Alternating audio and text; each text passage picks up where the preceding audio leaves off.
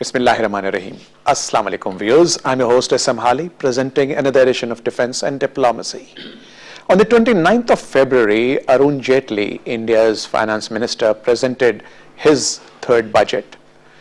This particular speech, the Union Budget of India, makes interesting reading. As far as this program is concerned, it would be more relevant to discuss the defense budget, but perhaps in entirety, the Union Budget needs a careful examination because a number of significant changes have been made and there are some lessons in it for the region and perhaps for Pakistan. To do so, we are honored to have in the studio today two specialists. We have with us Mr. Ziauddin, who is not only a renowned journalist but also has his pulse on economy. Welcome to the show, sir.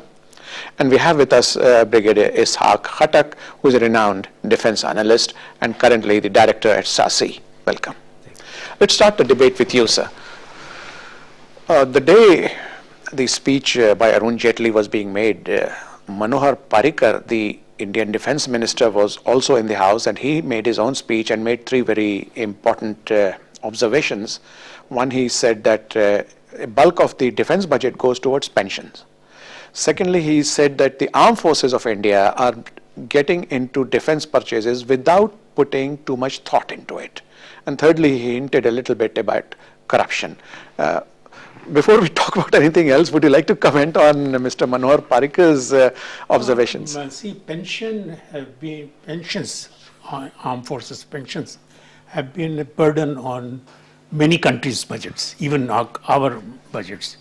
It was perhaps Mehbubul Haq who transferred the pensions, armed forces pensions, from armed forces defense budget to the civil budget. And even in India, I don't know why Parrikar is saying this, but if you read the budget properly, the pensions are not on the budget, defense budget, Indian defense budget. If you allow me, sir, there is a history behind this. Yeah. In the near past, the veterans have been campaigning about one rank, one pension. So perhaps that is the reason why Parrikar thought that he must at least play to the gallery. No, I don't mean, even in this budget, pensions are on the civilian part of the budget, Union not budget. On the defense budget. As far as the corruption is concerned, see, the international defense weapons market is thriving on commissions, on kickbacks. Name any country which exports defense weapon systems. I'll say that most of them are paying huge. I mean, I recall when the Saudis were purchasing aircraft from Britain, they paid huge, massive, bribes to the princes. I mean, I will not name the name of the prince, but he was actually, there was this serious fraud organization investigated the whole case and finally reached the culprit. But the British government stopped the investigations, and on the excuse that if you catch the culprit, we will lose a lot of business. So, I mean, the defense... and India too has its skeletons in the cupboard. If you recall, Rajiv Gandhi was named in the Bofors scandal, which was huge. And as far as the purchasing the right kind of weapon systems was concerned, that issue, see, a country which is buying weapons worth more than $3 billion. You can imagine the list of the laundry list of that country will be huge. In fact, CIPRI names India as the highest weapon purchaser for the last year. But this year, they're the second. Saudi Arabia is first, and we are the 10th. We are spending about $700 million, and Indians are 4 times higher, more than 4 times higher, more than $3 billion. True. So what is your thought on Manohar Parrikar's musings? Few things which we need to add. One is that they are spending almost, you could say, they are the world purchasing. I would come on to that. 14% of the world purchasing of the arms are going to India, I see. if you go on to that. And the biggest exporter on that account is Russian. So that is one area. They have dedicated the amounts, but when you go into the details of the Indian budget, then you find that there is some disparity. The figures are being played up. 150, if I'm not wrong, yes, 150,000 crores have been dedicated for purchases. Defense budget. In defense budget, 150,000 crores. Now the total budget is touching around 50 billion US dollars. Now, that is the amount of dedication. We'll discuss that, but why I'm calling it a disparity, because on the list they have 86 deals. Now those deals, of course, they'll mature over the years. The payments goes not as a lump sum. Definitely, it has to go through the. It is staggered. Installment staggered over the years. But even then, when you look at the the wish list and the amount dedicated, there is something. And yet they grudge the 8 F-16s which Pakistan is getting from the US. And look at their wish list: 86 deals. And 150,000 crores for the purchasing. But why are they purchasing? There's so many things. The second point was the pensioners. Indian, in their union budget, have said that they would like India to be a pensionized society. Now that's they're labeling themselves. That means they are going towards the welfare state. Well, that's a positive thing when you look at it, because pensioners are those who require the state help, but that's becoming a burden on their budget also. That is another area.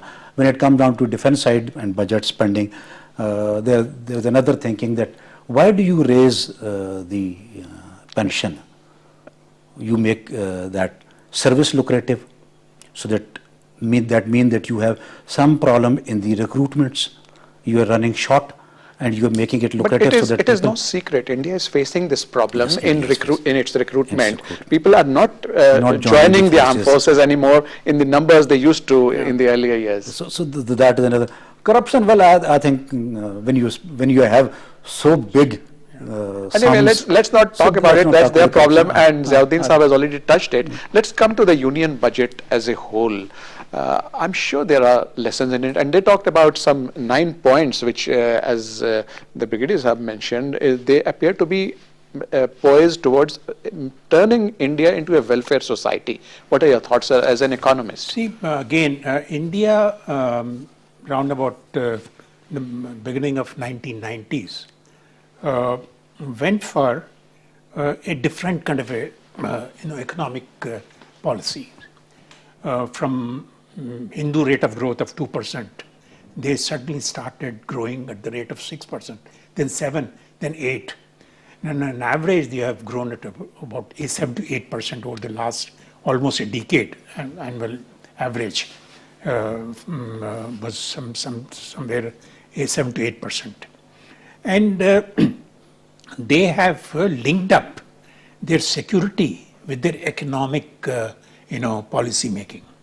There was a time when the foreign policy and defense policy of India would keep the economy out of it. Okay. But now they have integrated it. As you know, a huge part of their defense, weapon systems come from within. Which most of the international, watchers of Indian defense capability miss that, because they have the capacity of producing weapon systems and armaments that is considered as a civilian part of their economy. They are actually following what China has been doing. China has a number of nuclear weapons, enough to defend itself from any aggression. Right. Having reached that, what China did was it used its economy to neutralize any tension between their country and any aggressor. Like today, China is the biggest market of America. So they have ensured, China has ensured that Americans would never attack China because it's the biggest market. India is also following the same thing. India is now becoming a market of many developed countries. Now, if you link up your market economy with a country like India, which is a huge market, they would never attack India. So that way, they have actually, as now there is this new terminology, geoeconomics. Right. The Indians are following geoeconomics. And I wish our own economists would also try to think on those lines, in the sense that the foreign policy and the defense policy of Pakistan should also have a component of economic policy. See, economy is, there is this, thinking almost now all over the world, that unless you make your economy self-sustaining, although the world has become very interdependent, but self-sustaining economy ensures your national security as well. So you have to be very careful. Pakistan. Pakistan has the capacity to ward off any Indian aggression because of our nuclear weapons. If we didn't have that nuclear weapons, perhaps during the Kargil war, they would have crossed our borders like they did in 1965, but they would not. And now we have tactical weapons. They would not even dare do this. Cold start doctrine. So after having acquired that capacity, we should be now thinking of getting India involved in our economy. Like we can bargain with the Indians on giving them the transit route to St. through Afghanistan, and we can trade that offer for something from Indians. From something tangible. But interesting, Ziauddin Sahib, you mentioned China and its economic policies. Interestingly, the Chinese have always advised Pakistan to mend our fences with India, and vis-a-vis Kashmir, they said that leave that for the time being, instead build yourself economically. And they give their own example. They say that look at Taiwan. We have a claim over it, but we are not going to be aggressive. Instead, we'll build ourselves economically and make ourselves so strong, Taiwan will request us to join us. Ali Sahib, today, Kashmir is India's problem, not our problem. Look at what happened at JNU. Exactly. What's happening inside Kashmir, Indian Kashmir today, it is the problem India facing. Although Mr. Modi tried to get that resolution passed in the Kashmir Assembly to remove the Constitutional Act of 370, so that Kashmir becomes a part of India. Right. It did not. He failed. And the kind of resurgence of I would not say freedom struggle, but the struggle of throwing away the Indian yoke has increased. So that way, today, Kashmir is India's problem, and they'll have to come to Pakistan to resolve it. That's my assessment. I think it's a good observation.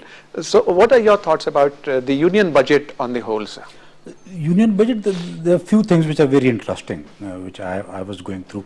One is that they have dedicated very big sum for the infrastructure development. Right. And again, I think they're taking a leaf from China's book. No, I was going through it, they said that they plan to make around 10,000 kilometers national highways. Now that's a very big, very lengthy road network when it comes down to highways. And the other roads, of course, those are not included in this. And the figure which they gave for the infrastructure was over 220,000 crores. Oh. For it's a whopping figure. Development. That, of course, India is a big country, and accordingly it has to have that much of money because of the length and width of the country. So, but that another. Then another interesting area which I looked at them at was the Make in India, which was, the friend also mentioned that they are developing weapon system within India. Of course, they are the biggest purchaser on the other side also, but they are producing also. But they are not exporters of defense equipment. That's another interesting area. India is not exporting that much of defense equipment. Pakistan is doing a little, but of course India is not doing that. And the third thing is they are concentrating on housing. Now these are what I observed on the union budget. Then the growth which they have shown is something around 7.6, which is a good growth. Which is a good growth when it comes down. It's pretty to good. In fact, at the moment it surpasses China's, which has come down slightly below 7. So that, but defense side also, that's very interesting when it comes down to, because 17.2% is the share of the defense budget. Now, whenever total budget 70. Now, whenever we have the budget over 10% of the total budget dedicated toward defense, that means either you are involved in a war. That is the reason you are dedicating so much of money to fight that battle, like Americans are involved. Okay. Now, why is India spending this much of money? And the other reason could be that you're going for a doctrinal change. Like when they went for the cold start strategy, sir, if you recall, they've warped it up by 28%. Yeah. So that is one area. Doctrinal change, they did it. That was a few years back when they started working on it. The other reason which is talked is that you are fighting inland. Now, India is facing some internal problems. Now, those internal problems are being fought through dedication of this budget. That means there are problems of security inside. That means you're spending on paramilitary forces, procurement of weapons for those, production of ammunition, etc., for fighting the battle inside insurgencies. Either you're spending on that, and they have multiple. May we talk of Nagaland, may we talk of Dalits, may we talk of Kashmir, the bigger issue. And the most important in this case is the intelligence budget. When you're fighting inside, then you have to dedicate more money to the intelligence. That means information gathering and response generation. These three things are very important when you look at the Indian budget, whereas India is not fighting any aggression, no war, nor with Pakistan, China, or anybody else. That means Indians are dedicating a fairly good amount of money to fight the inside security, intelligence, insurgencies issues. That is an area, because they're not going for doctrinal change. Point taken, but you see, the defense budget rise is also not exactly 10%, it's slightly less, 9.6% or something. But rise, I'm talking of the total budget which they dedicate to defense is 17.2% of the total budget, which is 350 billion. Now, 350 billion is the total budget. 17.2% is dedicated towards the defense, not the pension. Okay. Which said the pension is like Pakistan had the pension in the civil, they all also converted that to. But they have increased the pension. That's another important area about the defense budget. When you say they have not dedicated the good amount for the, you could say the capital expenditures. And the reason given was that last year, that was 15-16 budget, they could not spend the capital expenditure totally. That is the reason they have reduced. Now, why they have reduced? There is another question mark which comes up when you look at the equation of capital expenditure budget reduced. On the other side, that means that the civil bureaucracy, the political government, is not in line with the military bureaucracy, because that is an expenditure which they need for not procurement, because procurement budget is different. This is the budget which they have to spend the recurring expenditures of any kind. Maybe they are going for the housing schemes, maybe going for some welfare activities, local expenditure. So that means that if they have not given the requisite amount for the capital expenditures, that means there is some mistrust between the military and those who are dedicating the budget to them. It does raise certain eyebrows. But coming back to you, Ziauddin Sahab, what lessons should Pakistan draw from it? Our own budget and our budget mandarins must be churning their wheels because end of May or in fact first week of June, our own national budget, federal budget will be announced. See, Halizab, the problem has been, Pakistan's problem has been, we have been making budgets year after year for a social welfare country. If you go through the budgets and the planning, programs, you feel as if the best, plans for creating a social welfare state. But the problem is, Pakistan is a security state. We have become a security state. So there is this clash between what we want to do and what we are. The lessons we should learn from China, India, and Germany, these three countries I see, which have been focusing on their own manpower, their own population. Affordable education, affordable health cover, affordable housing, affordable transport, affordable, even affordable air transport. Unless you have this, why would any citizen feel a sense of belonging to the country? Right. And if you don't have a feeling of sense of belonging to the country, how can you expect patriotism from that person? And if he is not patriot, why would he fight for saving that country? So you have to be very careful when you're planning your national security plans. You have to focus on this as well. Unless you do this, we are in trouble. I think so. But how do you look at the Indian budget? What lessons can Pakistan draw from it, sir? I would say that the important thing is that they are thinking on a welfare state.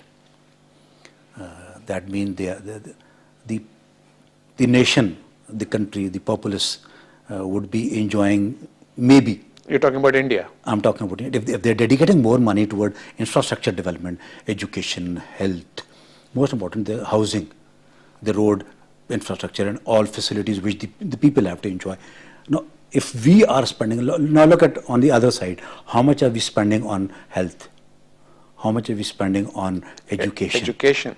Now, these are the lessons which we must learn from Indian. Because defense is a different issue. I'm talking of the total country's budget. If they are dedicating, we are neglecting these very areas. Though we are spending on infrastructure, when it comes down to orange train or metro, etc., or motorways, definitely. In long run, that is also a requirement of a nation, of a country, because that is where the economic activity is going to come up, like CPEC, etc. But of course, in CPEC, we are not investing much, but that is going to give us a lot of economic boost in times to come.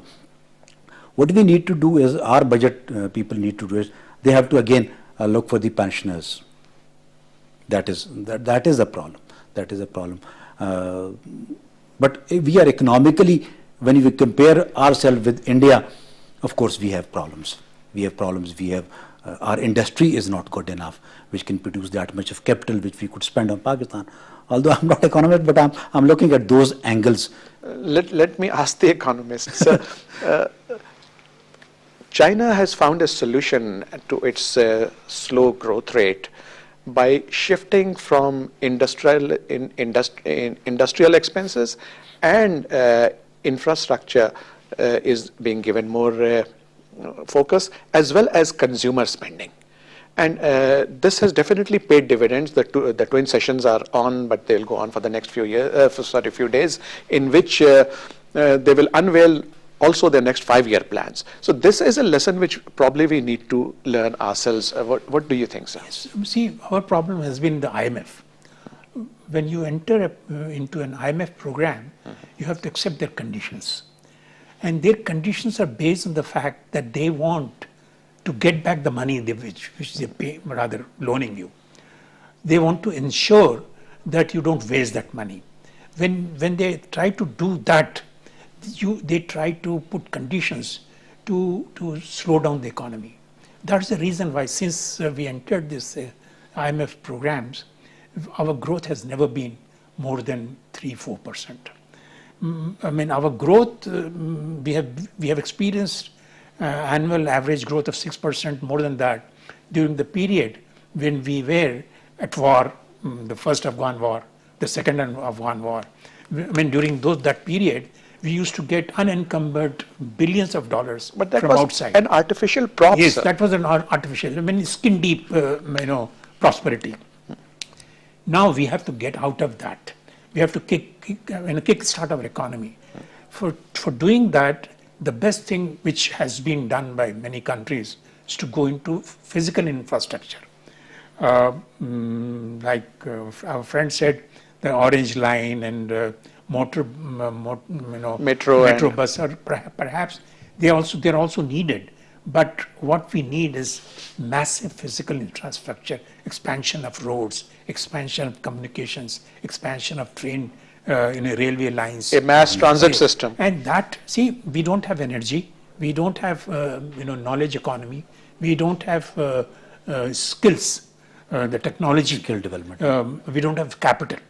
So what do? I mean, we are caught in a trap with the IMF program, which is slowing down our economy, and without the energy, without the knowledge economy, without capital, our growth would be retarded. The one very good opportunity which is being presented by the CPEC, we must take it up with both the arms. And to get the best out of that CPEC, we must try to give our youth bulge the opportunity to go to, learn skills, go into education. I mean, we should be spending money on education, that is the social infrastructure, and along with the physical infrastructure. If we can do that during this next 10 years, when the CPEC will be taking its shape, we perhaps would be coming out of that. Indeed, I thought I will be digressing by getting into CPEC, but Ziauddin Saab has raised a very important point, and I think we need to delve a little deeper into it. CPEC is providing us a God-sent opportunity, which we must, as to use his term, grab it with both hands and try to make the most of it. What are your thoughts? CPEC is an interesting, very interesting subject which we must all understand. CPEC has impact not on Pakistan only. It's Pakistan need, but it's a dire need for the Chinese. Do you know that CPEC is being discussed in these twin sessions in China also? Yes. That's because actually it is part of their previous 5-year plan. Yeah. So Chinese desperately need this. They are working along with it. The Chinese are working on a same kind of a CPEC activity with India also. Burma, Nepal, that route, so they could reach the Bay of Bengal. Because multiple, they need exit of their production. So for that they're working over there. But for Pakistan it is very important. And Afghans will be enjoying this. I always say Pakistan, Afghanistan, these are two important countries which will enjoy the benefits, along with China, of course, that is there. Now we will have a resistance also. Maybe the Iranian are not very happy on this account. The American would not be very happy on this account, and maybe some of the Middle East state, they will also not be happy. The Indians have also raised a hue and cry. So that is of course, but CPEC is important. But Indian defense budget, the another interesting thing which I talked a little also. When you have more dedication towards the defense, that means you are either interested in your enhancement of the capabilities to fight a war outside India, or you want inland enhancement of your operational capabilities. So when we look at this, now the area which I understand is that they want an operational enhancement inside. Because I don't see any war between Pakistan and India in near future, or maybe not foreseeable future, because of the nuclear deterrent, because of the so many things which does not allow us to fight a war, nor with Chinese. The other always, of course, the eastern side neighbors of India, nobody can wage a war against India, nor India would like to fight with anybody. So that means that they are having serious problems from inside. So that is the reason you have so much of money dedicated towards the defense. Possibly, possibly. That is what I'm seeing. But Jyoti Saab, what do you think is going to be the impact of India's whole budget and defense budget on the region? Yes, I believe Indian budget has been made in the context of the region. It's a very highly disturbed region. I mean, Afghanistan is one, it's totally disturbed. And nobody knows how long will it take for Afghanistan to settle down. And its impact on Pakistan, and Pakistan is still fighting an internal war. With Serbia, we are involved in it.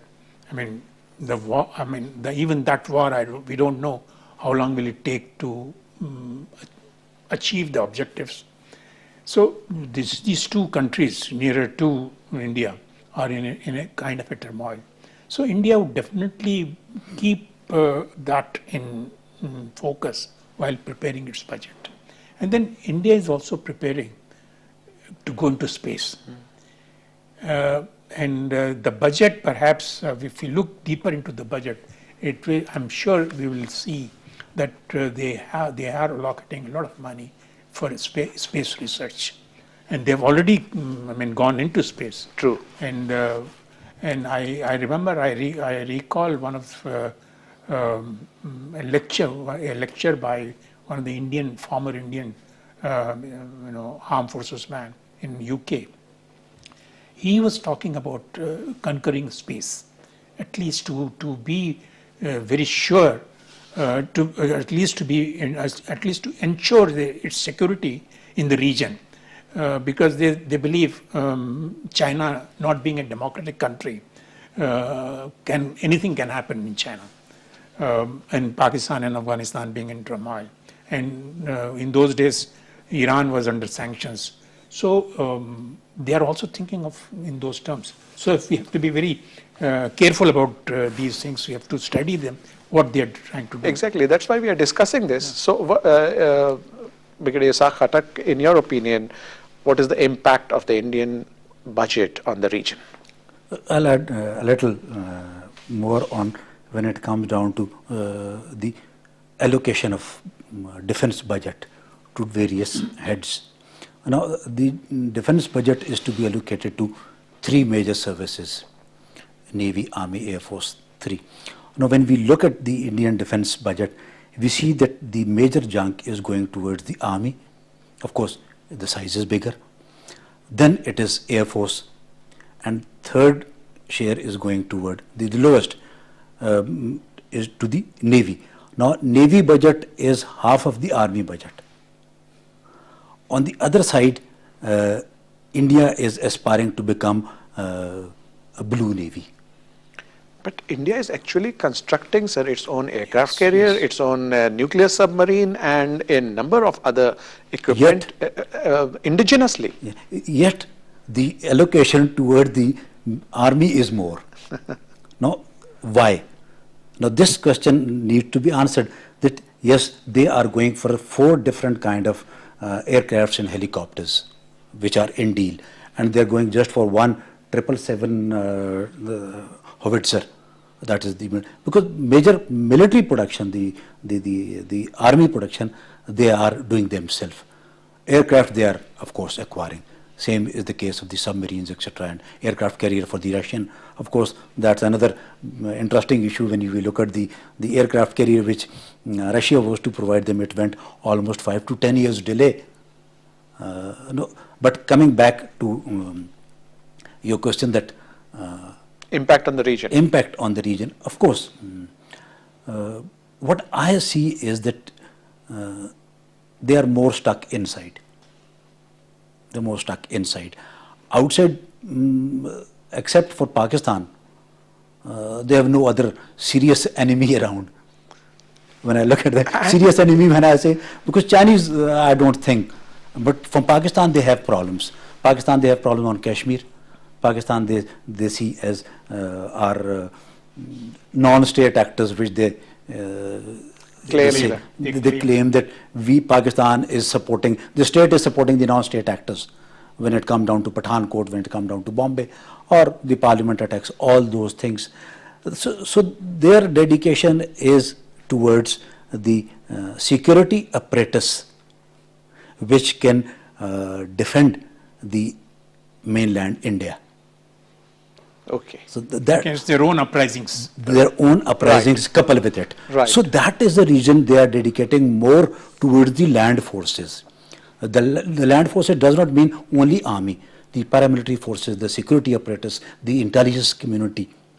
No, I think All these things. you made your point. There's another thing I wanted to ask you, Ziauddin Saab, was Manohar Parrikar, he didn't mention it in his speech, although he did talk about corruption, but if you recall, only a few days earlier, he has sacked the chief of the Indian Defense Research Development Organization, the DRDO. But in his speech, he did mention about concentrating more on indigenous production of weapons. Would you care to comment, sir?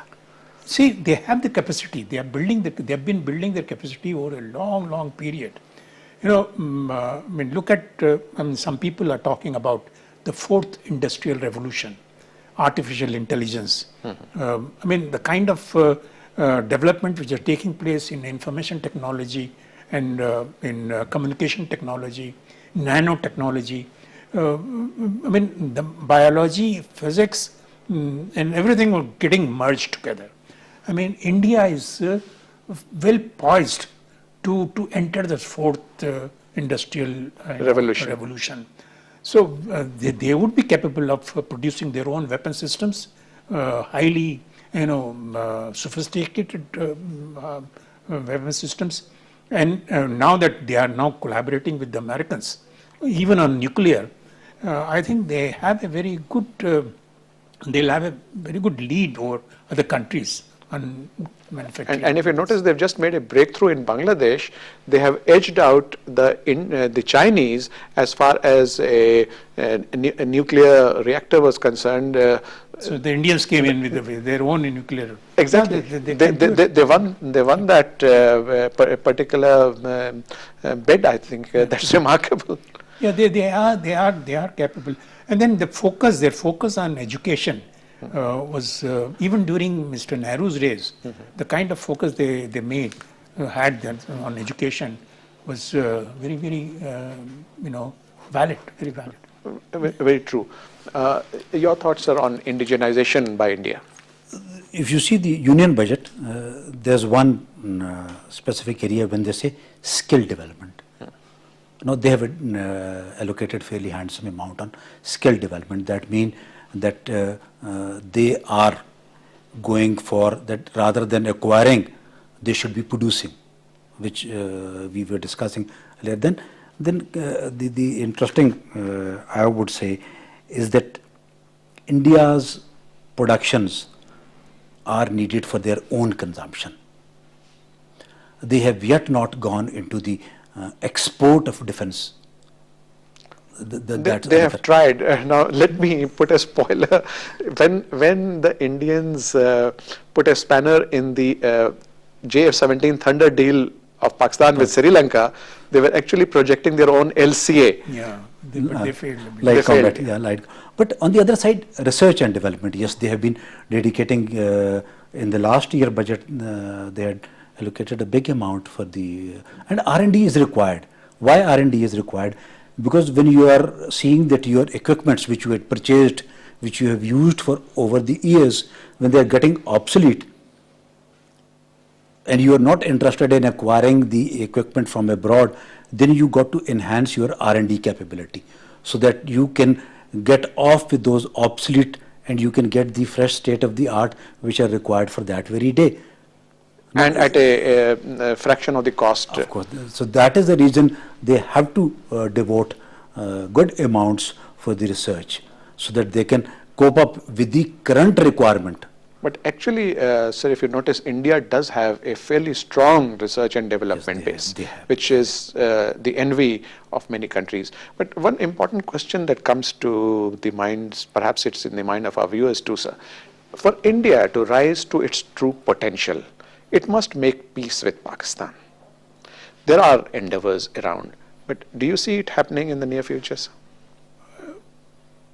I hope it happens, but the kind of current situation does not give me any hope, because the government of Mr. Modi's government is perhaps, it came with the promise of building the country as an economic giant, but it has got involved in issues which are totally irrelevant for a country of that, with that level of development.